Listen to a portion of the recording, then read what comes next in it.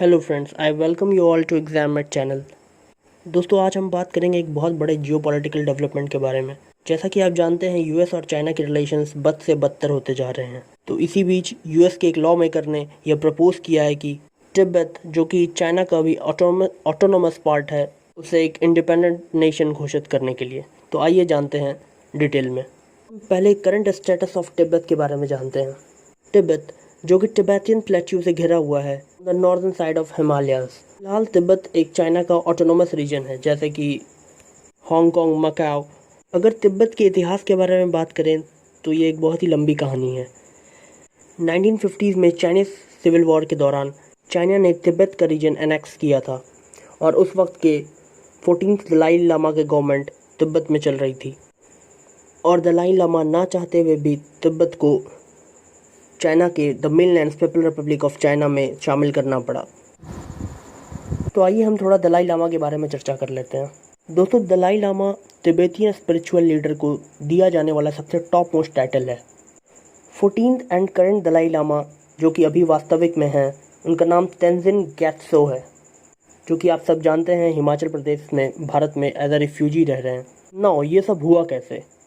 तो 1959 में main People's Republic of China mainland के तिब्बत को एनेक्स करने के बाद दलाई लामा को तिब्बत को छोड़ना पड़ा।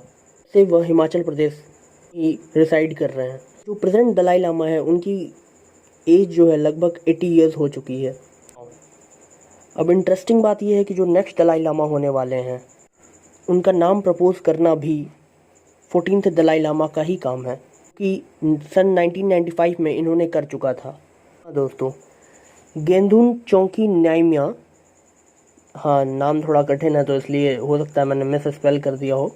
1995 में 15 दलाई लामा के तौर पर, पंचन लामा के तौर पर उन्हें नियुक्त कर दिया गया था, जो कि आगे चल के 15 दलाई लामा बनते। दोस्तों, यहाँ पर भी चाइना ने अपनी कूटनीति, कह सकते हैं चीप मेंटालिटी दिखा दी और इन्होंने इस दलाई लामा या 15 दलाई लामा, जो प्रपोज दलाई लामा थे, उन्हें किडनैप करवा लिया। नवंबर 1995 में चाइनीज़ गवर्नमेंट ने एक डिफरेंट बॉय को, कैन नॉर्बू को 11th पंचन लामा घोषित कर दिया।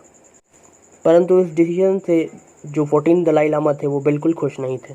तो ये सब देखते हुए 15 में 2020 को एक बार फिर से यूनाइटेड स्टेट्स ने चाइना को ये कहा कि आपने जो पंचन लामा को उस वक्त, जो कि अभी 25 ईयर्स के हो चुके होंगे, उन्हें किसी भी तरह से खोजिए और उन्हें नियुक्त करिए।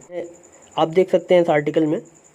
तो इन्हीं सब टेंशन्स के बीच में US House representative Scott Perry, जो कि पेनिसिल्वेनिया के रिप्रेजेंटेटिव हैं, उन्होंने एक बिल घोषित कर दिया जिसमें कि उन्होंने कहा कि तिब्बत को एक इंडिपेंडेंट नेशन घोषित कर देना चाहिए।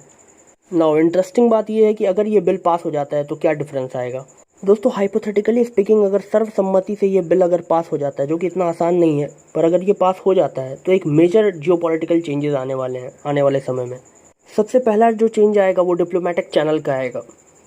जैसा कि आप जानते हैं, यूएस का एक रिप्रेजेंटेटिव अभी चाइना में है और चाइना का एक रिप्रेजेंटेटिव यूएस में है। तो जैसे ही अगर इन्हें इंडिपेंडेंट नेशन घोषित किया जाता है तो यूएस का एक रिप्रेजेंटेटिव तिब्बत में आ जाएगा और तिब्बत का एक रिप्रेजेंटेटिव यूएस में आ जाएगा। मैप में आप देख सकते हैं किस तरह का फिर नक्शा हो जाएगा।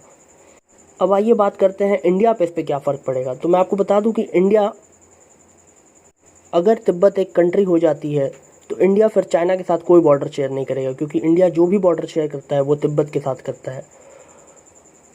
और एक जोग्राफिकली बहुत बड़ी बात हो जाएगी, क्योंकि जो इंडिया की मेजर रिवर्स है, ब्रह्मपुत्र और इंदस, दोनों ही तिब्बत से ही निकलती हैं। तो तिब्बत जोग्राफिकली भारत के लिए बहुत ही इम्पोर्टेंट है और जो हमारे बॉर्डर रिलेशंस हैं, बॉर्डर टेंशन्स हैं, वो भी बहुत हद तक दूर हो जाएंगे।